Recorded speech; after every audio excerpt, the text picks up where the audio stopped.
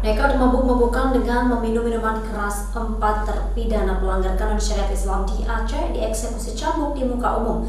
Proses hukuman cambuk tersebut berlangsung di Taman Bustanul Salatin Banda Aceh, Senin siang. Keempat terpidana yang dieksekusi cambuk di muka umum sebanyak 42 kali cambukan masing-masing MF, AU, Y, serta CR. Hukuman cambuk dilaksanakan karena seluruh proses hukum terhadap keempat terpidana ini telah dinyatakan ingkrah di Mahkamah Syariah Kota Banda Aceh. Para terpidana ini dicambuk karena melanggar syariat Islam yang berlaku di Aceh tentang maisir atau miras.